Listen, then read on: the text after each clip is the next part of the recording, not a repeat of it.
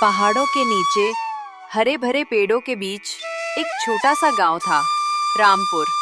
उस गांव में एक गरीब लकड़हारा रहता था जिसका नाम था हरी। हरी के पास ना तो जमीन थी ना पैसा, बस एक टूटी झोपड़ी और एक कुल्हाड़ी। वही कुल्हाड़ी उसकी रोजी रोटी थी। हर सुबह सूरज उगने से पहले हरी अपनी पुरानी फटी धोती और झोला उठाता, कुल्हाड़ी कंधे पर रखता और निकल पड़ता जंगल की ओर। वो घंटों जंगल में घूमकर सूखी लकड़ियां काटता, उन्हें सिर पर बांधता और गांव के बाजार में बेच आता। दिन भर की मेहनत से मुश्किल से 5-7 रुपए बनते, जिनसे उसकी बूढ़ी माँ और छोटा बेटा गोपाल किसी तरह 2 वक्त का खाना खा लेते।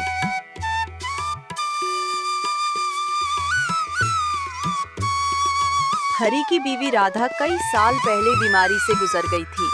तब से उसकी दुनिया बस उसकी माँ और बेटा ही थे।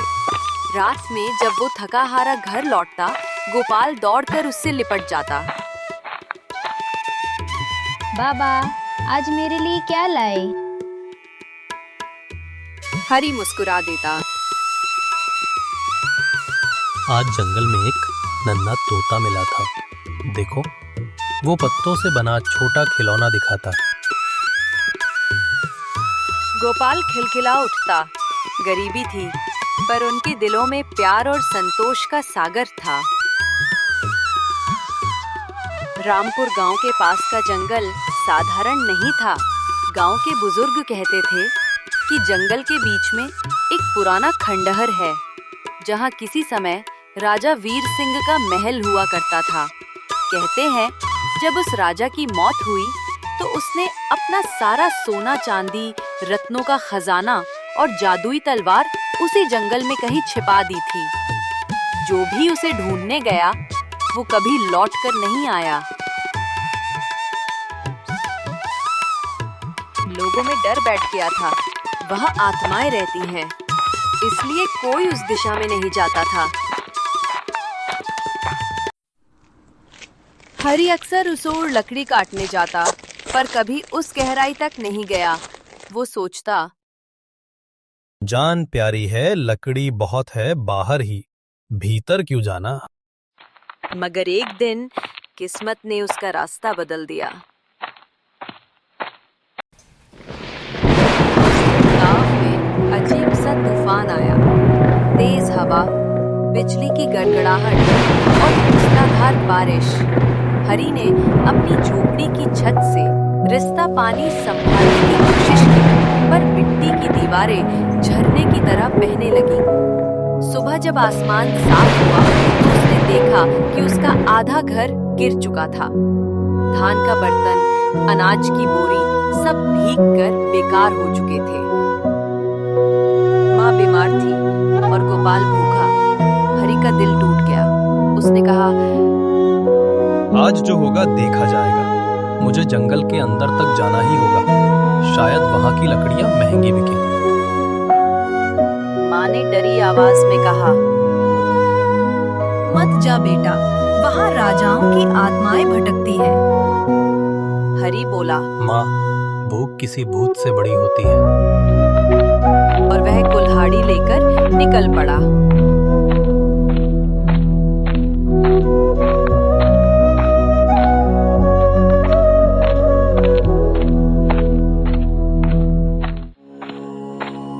जंगल में अजीब सन्नाटा था। हरी जैसे जैसे भीतर बढ़ता गया, पेड़ों की छांव गहरी होती गई। चारों ओर मोटे बेल, सूखी पत्तियां और एक अजीब ठंडी हवा बह रही थी। चलते चलते वो एक पुराने पत्थर के द्वार तक पहुंच गया। उस द्वार पर बेलों की लताएं लिपटी थी और बीच में एक सिंह की मूर्ति बनी थी। मूर्ति के मुंह में कुछ लिखा था, जिसका मन पवित्र उसका द्वार खुलेगा। हरी ने धीरे से मूर्ति के पास हाथ लगाया। अचानक जमीन हिली और द्वार खुद ब खुद खुल गया। हरी घबरा गया, पर जिज्ञासा ने उसे आगे बढ़ने पर मजबूर कर दिया।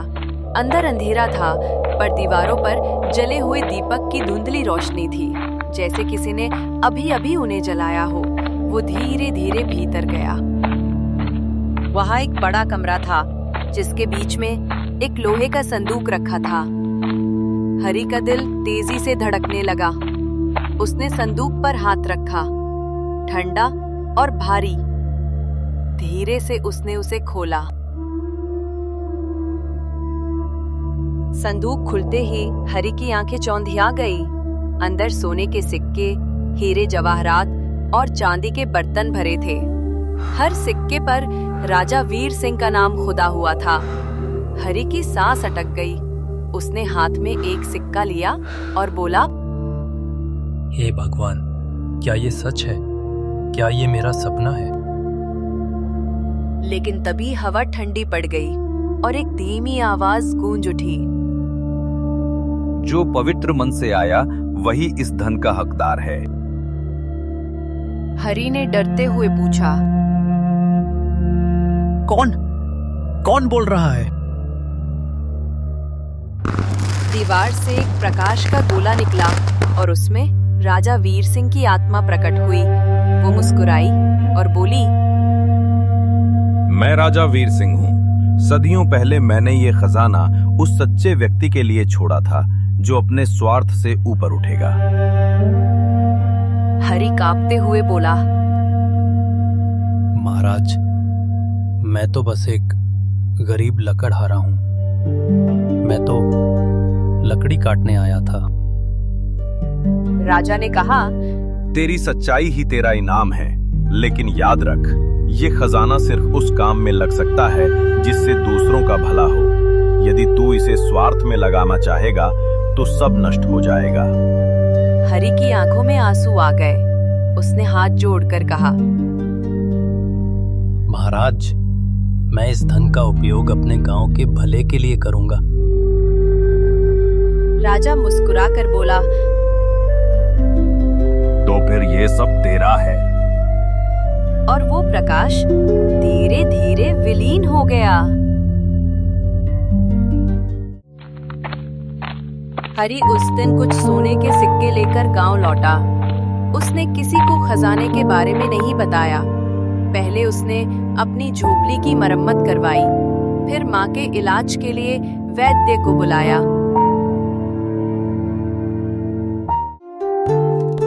जब सब ठीक हो गया तो उसने गांव के लोगों की मदद शुरू की। किसान जो कर्ज में थे, उनका ऋण चुका दिया। गांव के बच्चों के लिए एक छोटा स्कूल बनवाया और सबसे बड़ी बात, उसने सबको काम दिया।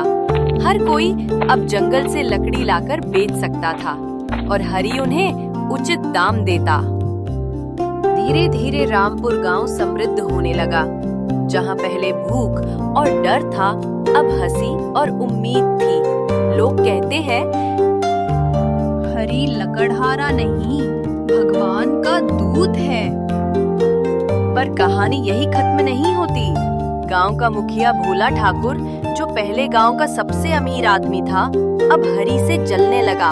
वो सोचता, कल तक जो मेरे यहाँ लकड़ी बेचता था, आज वही मुझसे बड़ा बन गया। उसने एक दिन अपने आदमियों से कहा, मुझे पता लगाना है, ये हरी के पास इतना पैसा आया कहाँ से। उसके नौकरों ने पीछा किया और एक दिन उन्होंने देखा कि हरी जंगल के उसी हिस्से में गया जहां राजा का खंडहर था। भोला ठाकुर समझ गया कि वहां कोई खजाना छिपा है। अगली रात वो खुद अपने 2 आदमियों के साथ वहां पहुंचा। जैसे ही उसने द्वार खोला, ठंडी हवा चली और राजा की आत्मा प्रकट हुई। आवाज आई, जिसका मन लालच से भरा है वह नष्ट होगा।